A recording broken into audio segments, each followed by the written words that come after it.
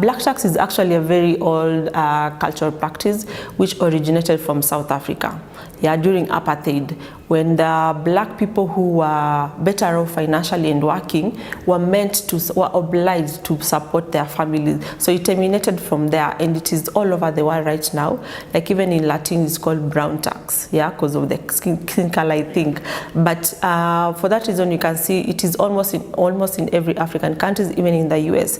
Black people have to support their siblings and families to just lift them up. Now, you find that from the person who is supporting the families, first of all, they are constrained themselves. They're not able to make savings for themselves. They're not able to plan for their retirement well, like they wish to, because most of the money they earn, it has to be channeled towards expenses of other families. So you find that they cannot even be able to make investments that they would wish to. The burden is mostly on the person providing, but then on the other side, it's like they never learn how to manage money. They're always receiving. So if they are not actually taught how to always even manage what they're receiving, it will always be a cycle that will repeat itself. It will never end. I've had experiences and stories of someone asking for supporting their families for money for school fees and food, but that money, once it lands in the hands of the recipient, it never goes to the work that's supposed to be done. So you find that it's always a cycle, like they'll have to again lie,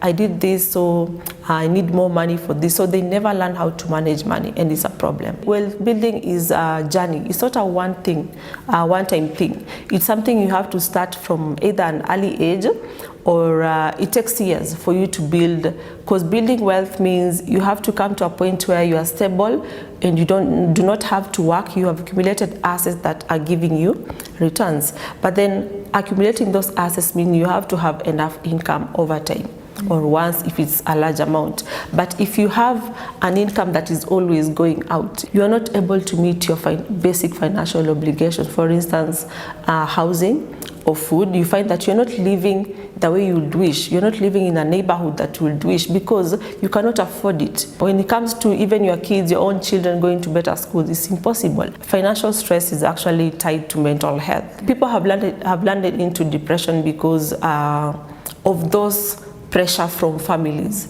the pressure to keep on providing for families who do not even appreciate the little that you're doing for them. They do not even appreciate that you're also struggling. They do not even see that you cannot meet your own obligations. So that's something that can lead you into depression as well. There are cases which have happened that way.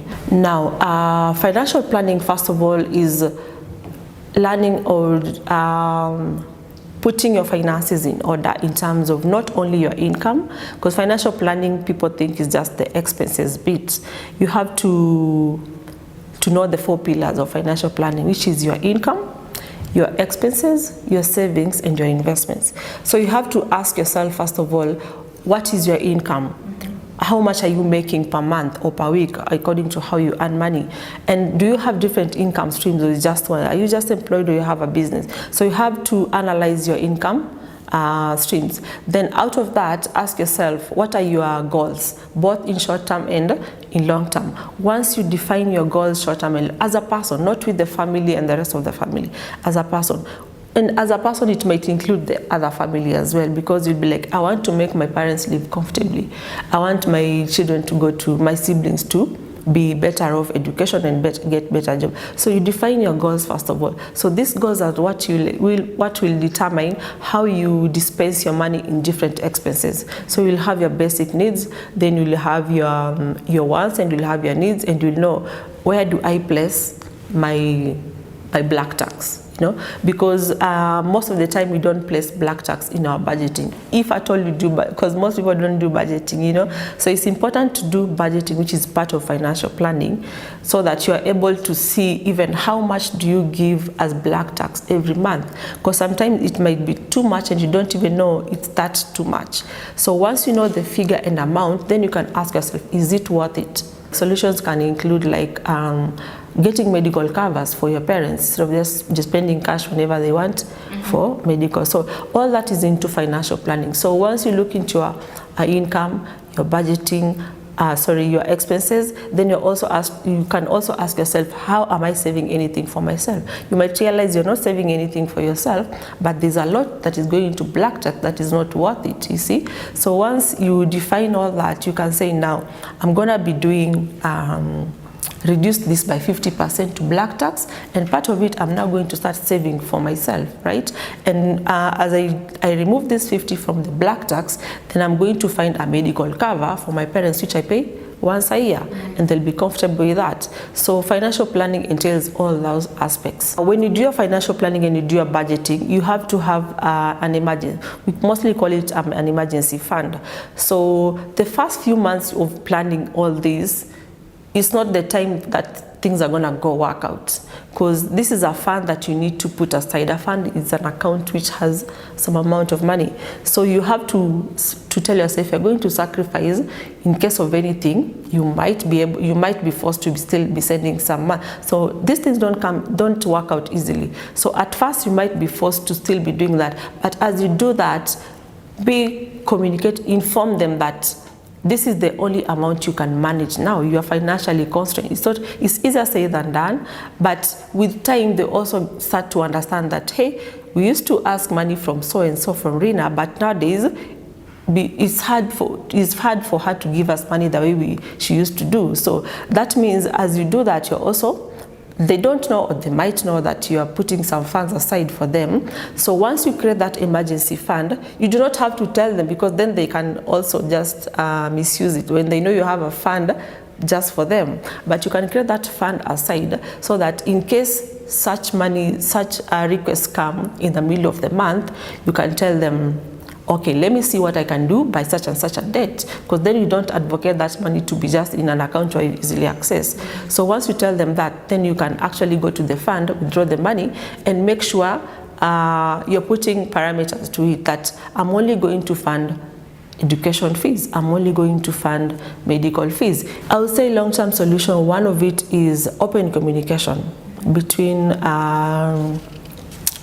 whoever is receiving, whether it is siblings or parents, the black tax, and the giver, the recipient from the giver. There has to be an open communication that I am able to do certain things up to this level, and they also need to understand that you also have a life to live, because they need to know that once you're also financially better and stable, you are in a better position to support us as parents or siblings than draining you. And once we drain you, there will be nowhere else to black tax, you know. When you're meeting in those December meetings and all, it's going to ni sherehe peke yake. Sit them down, which is hard. Not all families or siblings are easy to sit down with and talk, but teach them how to also fish. Not just giving them money. Let's start by teaching them, you need to, I've educated you, you've gone up to university. Now it's time for you to go out and start earning some money, so that you and me, we can now support our parents together. It will be an easier burden. Or we can continue educating our younger siblings. Teach them how to also do savings and investment, the basic things about money, the money habits. Most of us come from families where also the impact of how parents handle money has affected how we also handle money. So if you are a person who is now aware of all that, for example, me, how do I sit down with my siblings and tell them, in the long term, if you continue doing this, it will never end. We need to break this cycle. And how do we do this? Let's start by actually having a fund for, because I know families who have education funds for our whole extended family, and every family puts money in that fund. So anyone who is supposed to go to school gets the money from. So establish some structures within the families and continue to encourage, because it's not easy. You might have people who will not even sit down and listen to that, but you as a person start doing it in action. They maybe just follow suit and join you in doing it. If you feel you really need to support your parents, then find out what are the things that are really, really needed to your parents. Can they, if you forgo 5K to them every month, will they sleep hungry? Then if that's the case, then you make sure at least 5K goes to the parents, at least they have food.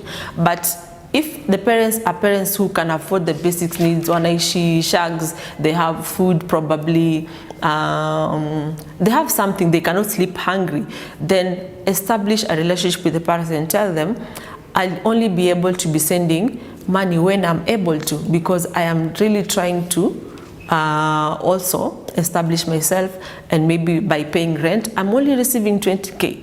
In Nairobi, I'm supposed to pay rent 7,000. That is a room, not even a bed sitter. So sit down with the parents and tell them, my expenses are like 15,000 shillings. I only have 5K remaining. And if I don't start saving now, our poverty might never end. Have a candid conversation. You know, this money talk, they don't have to be that serious. Just sit down with the parents and have a candid conversation and tell them, after all my expenses, I only have 5,000 shillings. So if I don't have much to do, I'll be sending money to you people, because you already have food, you're not sleeping hungry. And unless it's an emergency, then I can see what I can do.